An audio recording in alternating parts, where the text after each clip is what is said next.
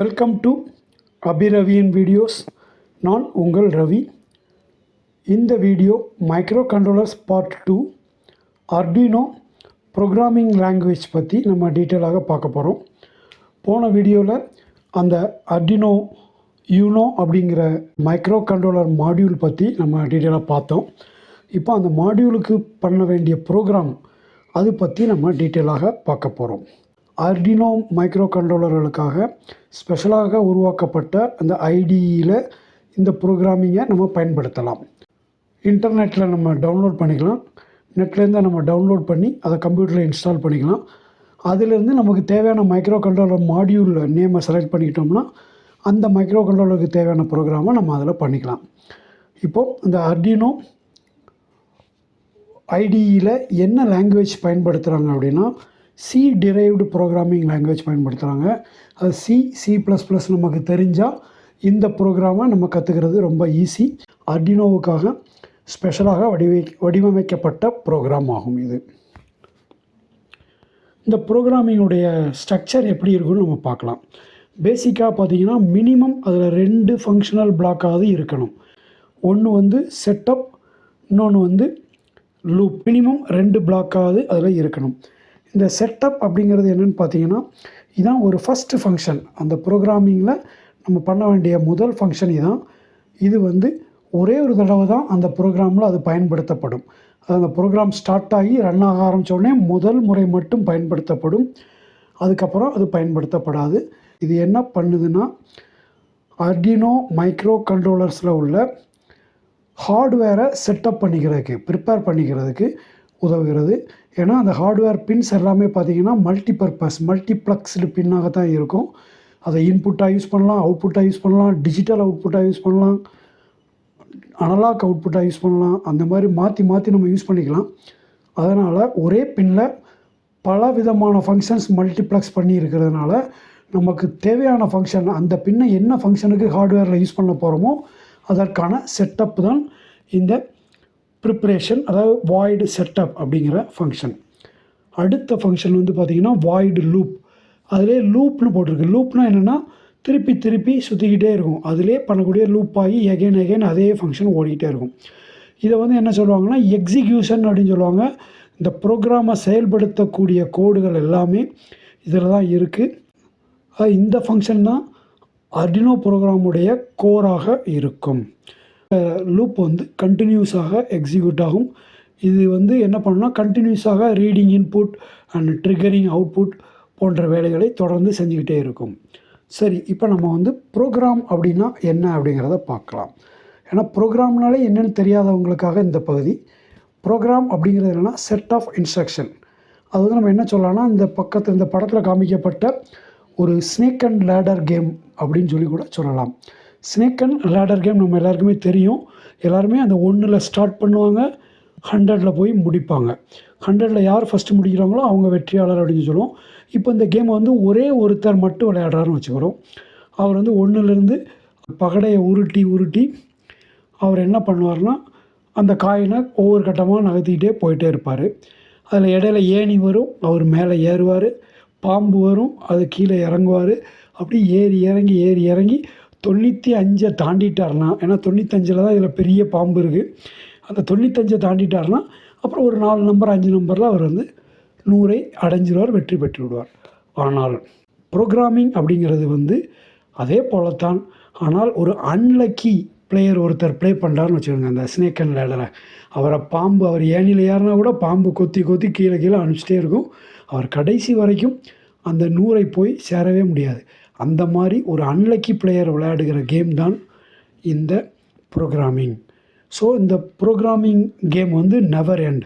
அது ஓடிக்கொண்டே தான் இருக்கும். ஏன்னா அது எண்டுங்கிறத ரீச் ஆகாது. இந்த படத்தில் பார்த்திங்கன்னா அந்த ப்ரோக்ராம் ஸ்டார்ட்லேருந்து ஸ்டார்ட் ஆகி அப்படியே கீழே பார்க்க வரிசையாக ஒவ்வொரு இன்ஸ்ட்ரக்ஷனாக முதல்ல செட்டப் பண்ணுது, அடுத்த லூப்புக்குள்ளே வந்துடுது.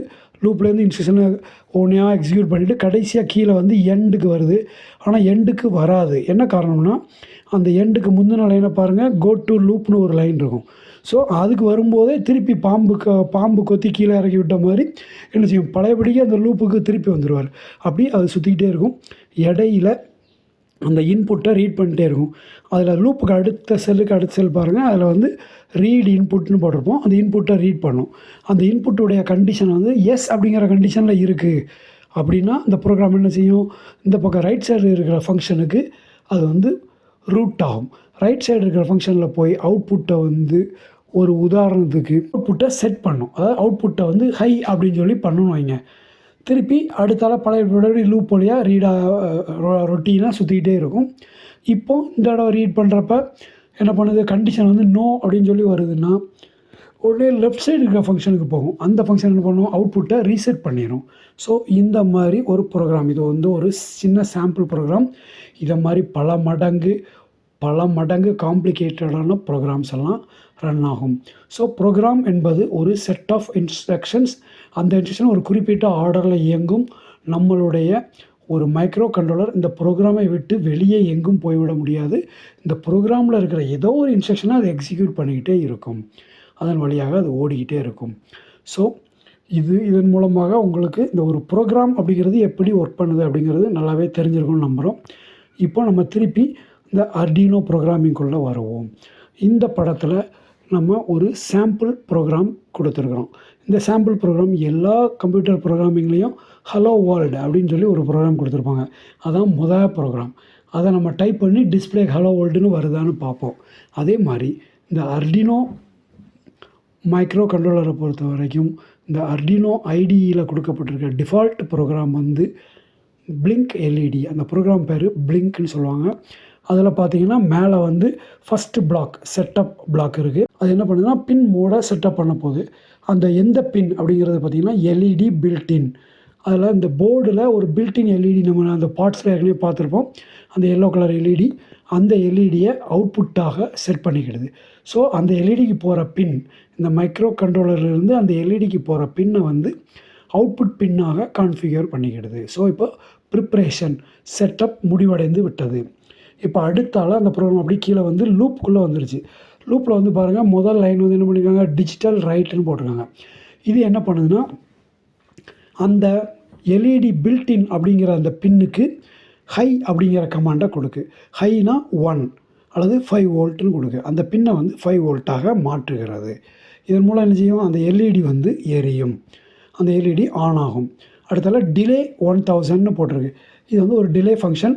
1000ங்கிறது வந்து மில்லி செகண்டில் போடப்பட்டிருக்கு. So 1000 millisecond is equal to 1 செகண்ட்னு வச்சுடுங்க. ஸோ அந்த எல்இடி ஆன் ஆகி 1 செகண்டுக்கு இந்த ப்ரோக்ராம் வெயிட்டிங்கில் இருக்கும். அந்த டிலேங்கிற ஃபங்க்ஷனில் ஓடிட்டுருக்கும்.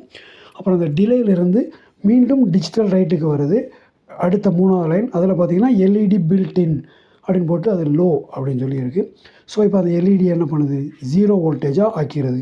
ஸோ இதன் மூலம் அந்த எல்இடி ஆஃப் ஆகிடுது. இப்போ அடுத்தால டிலே ஒரு 1000 மில்லி செகண்டுக்கு இருக்குது. ஸோ 1 செகண்ட் அந்த ப்ரோக்ராம் அப்படியே அதில் டிலேயில் ஃபங்க்ஷனில் வெயிட் பண்ணுது. இப்போ மீண்டும் கோ டு லூப். அது வந்து லூப்புக்கே சுற்றிட்டு இருக்கிறதுனால லூப்புடைய ஃபஸ்ட் லைனுக்கு பழையபடிக்கு வந்துடுது. அங்கே என்ன செய்கிறது, LED built in high. So 1 second on 1 second ஆஃபுக்கு இந்த ப்ரோக்ராமை இது வந்து கண்டினியூவாக ரன் பண்ணிக்கிட்டே இருக்கிறது. பவர் இருக்கிற வரைக்கும் இந்த ப்ரோக்ராமை ரன் பண்ணிக்கிட்டே இருக்குது.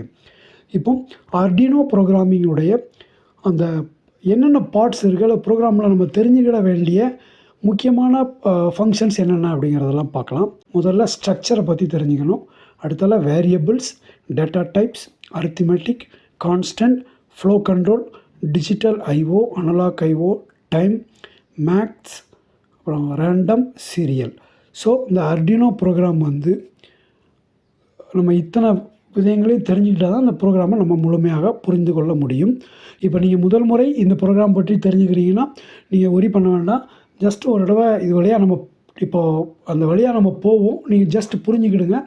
முழுமையாக நம்ம போக போக நம்ம ஒவ்வொரு ப்ரோக்ராமாக பண்ணுறப்ப இந்த ஃபங்க்ஷன்லாம் வரும்போது, இந்த கமாண்டு, இந்த கீவேர்ட்ஸ்லாம் வரும்போது நம்ம அதை பற்றி தெளிவாக தெரிந்து கொள்ளலாம். இப்போ முதல் இது வந்து ஸ்ட்ரக்சர் நம்ம ஏற்கனவே செட்டப் பற்றி பார்த்தோம். அந்த ப்ரிப்ரேஷன் செட்டப்பு, அந்த ஐஓ பின்ஸு இனிஷியலைஸ் பண்ணுறது, அதை பற்றிலாம் பார்த்தோம். ரெண்டாவது லூப். ஒரு லூப் எப்படி ஒரு ஃபங்க்ஷனை திருப்பி கண்டினியூவாக எக்ஸிக்யூட் பண்ணிகிட்டே இருக்குது அப்படின்னு சொல்லி பார்த்தோம். அடுத்தால 3வது வந்து ஃபங்க்ஷன்ஸ்னு இருக்குது. இந்த லூப்புங்கிறதும் ஒரு ஃபங்க்ஷன் தான். அது இல்லாமல் வேறு ஸ்பெஷல் ஃபங்க்ஷன்ஸ் நிறைய இருக்குது. நம்ம அந்த ஃபங்க்ஷன்ஸை ப்ரோக்ராம் பண்ணிக்கலாம்.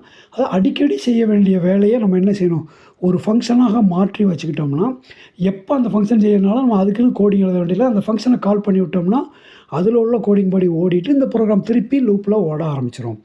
ஸோ நீங்கள் இந்த மேலே அந்த லூப்புடைய படத்திலே பார்த்தீங்கன்னா கூட தெரியும், அந்த நம்ம எழுதிக்கிற மெயின் ப்ரோக்ராம்லேருந்து அந்த ஃபங்க்ஷனுக்கு போயிட்டு திருப்பி ரிட்டர்ன் வந்துடும் அந்த ப்ரோக்ராம் வந்து. ஸோ இதுதான் அந்த லூப் ஒர்க் பண்ணுற விதம். ஸோ இப்போ நம்ம வந்து இந்த ஃபங்க்ஷனை பார்ப்போம். இந்த லெஃப்ட் சைடில் பாருங்கள் ஃபங்க்ஷன்னு போட்டிருக்கோம். அந்த ஃபங்க்ஷன் என்னென்னா இன்டஜர் டிலே வேல்யூ அப்படின்னு ஒரு ஃபங்க்ஷன். அந்த ஃபங்க்ஷனில் என்ன பண்ணியிருக்காங்கன்னா அந்த இன்டஜர் v அப்படின்னு சொல்லி ஒரு இன்டஜர் வேரியபிளை டிக்ளேர் பண்ணுறாங்க. அதுக்கு அனலாக் ரீட் பொட்டன்ஷியோமீட்டர் அப்படின்னு ஒரு வேரியபிள் இருக்குது. அந்த பொட்டன்ஷியோமீட்டர் வேல்யூவை ரீட் பண்ணி இந்த வியில் செட் பண்ணுறோம். அந்த பொட்டன்ஷியோமீட்டர் வேல்யூ என்னவாக இருக்குன்னா 0லேருந்து 1023 வரைக்கும் ஒரு நம்பராக, ஒரு பைனரி நம்பராக அல்லது ஒரு ரீடு வந்திருக்கும் அனலாக் கன்வர்ஷனில். அதை 4ஆல் வகுக்கிறோம். வகுத்து 0 to 255 வேல்யூக்குள்ளே வரக்கூடிய வேல்யூவை அதை மாற்றி நம்ம என்ன செய்கிறோம், அந்த வேல்யூவை மெயின் ஃபங்க்ஷனுக்கு, அந்த லூப் ஃபங்க்ஷனுக்கு நம்ம ரிட்டர்ன் பண்ணுறோம். ஸோ இதுதான் ஒரு ஃபங்க்ஷன் ஒர்க் பண்ணுற விதம். இதை மாதிரி நிறைய ஃபங்க்ஷன்ஸ் வரும். நம்ம ஒன்று வரும்போது அதை பற்றி டீட்டெயிலாக தெரிஞ்சுக்கிடுவோம். அடுத்தாப்பில் அதில் கர்லி பிரேசஸ் அந்த ஃபங்க்ஷனில் பாருங்கள், அந்த டிலே வேல்யூவுக்கு அப்புறம் அந்த கீழே ஒரு கர்லி பிரேஸ் ஸ்டார்ட் ஆகிருக்கு. அந்த ஃபங்க்ஷன் முடிகிறப்ப கர்லி பிரேஸ் முடிஞ்சிருக்கு. இது வந்து அதுக்குள்ளே அந்த ஃபங்க்ஷனுடைய ஏரியாவை நம்ம லிமிட் பண்ணுறதுக்கு இந்த கர்லி பிரேசஸை யூஸ் பண்ணுறாங்க. அடுத்தாப்பில் செமிகலான். ஒவ்வொரு லைன்லேயும் பாருங்கள் அந்த இன்டஜர் வின்னு போட்டு ஒரு செமிகலான் போட்டிருக்காங்க. அப்புறம் v = அனலாக் ரீட் பொட்டன்ஷியோமீட்டர்னு போட்டு ஒரு செமிகலான் போட்டிருக்காங்க. ஸோ இந்த செமிகலான் என்னென்னா அந்தந்த ஒவ்வொரு ஸ்டேட்மெண்ட்டும் முடிகிறதுக்கான ஒரு சிம்பல். அடுத்தாப்பில் பாருங்கள் பிளாக் கமெண்ட்ஸ்னு போட்டிருக்காங்க. மேலே பாருங்கள் இந்த இன்டஜர் டிலே வேல்யூக்கு கீழே ஒரு ஸ்லாஷ் போட்டு அஸ்ட்ரிக் சிம்பிள் போட்டு is use to set A delay value அப்படின்னு சொல்லி ஒரு கமெண்ட் எழுதியிருக்காங்க. ஸோ இது வந்து பல்கான கமெண்ட், 4-5 லைன் எழுதுகிற மாதிரி. அந்த ப்ரோக்ராம் என்ன செய்யும், அதை பற்றி இன்ட்ரோடக்ஷன், அல்லது யார் இப்போ எழுதியிருக்கா, ஆத்தர், இது பற்றி இன்ட்ரோடக்ஷன்லாம் எழுதுனா இந்த மாதிரி பல்க் கமெண்ட் எழுதிக்கலாம். இதை வந்து ப்ரோக்ராம் எக்ஸிக்யூட் பண்ணாது.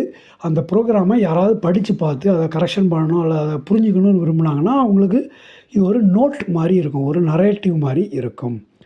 அடுத்தாப்பில் லைன் கமாண்ட்ஸ் அந்த ஸ்ட்ரக்சரில் அது பார்த்திங்கன்னா டபுள் ஸ்லாஷுக்கு அப்புறம் அந்த ஒரு லைன், இப்போ உதாரணத்துக்கு அந்த இன்டஜர் v அப்படிங்கிற லைன் முடிஞ்ச உடனே பாருங்கள், அதில் செமிகலானுக்கு அடுத்தாப்பில் கொஞ்சம் ஸ்பேஸ் விட்டு டபுள் ஸ்லாஷ் போட்டு கிரியேட் டெம்பரரி வேரியபிள் v அப்படின்னு சொல்லி போட்டிருக்காங்க. இது என்ன செய்யுது, ஒரு டெம்பரரி வேரியபிளை இந்த லைனில் நம்ம உருவாக்கியிருக்கோம் அப்படிங்கிற ஒரு சின்ன நோட். அந்த டபுள் ஸ்லாஷுக்கு அந்த பக்கமும் இந்த ப்ரோக்ராம் எக்ஸிக்யூட் பண்ணப்படாது. அடுத்தாப்பில் இப்போ நம்ம ஸ்ட்ரக்சரை பற்றி பார்த்துட்டோம். அடுத்தாப்பில் பார்த்திங்கன்னா இந்த ப்ரோக்ராம் வந்து அரித்மெட்டிக் ஃபங்க்ஷன்ஸ், நம்ம addition, subtraction, multiplication and division எல்லாம் பண்ணுது.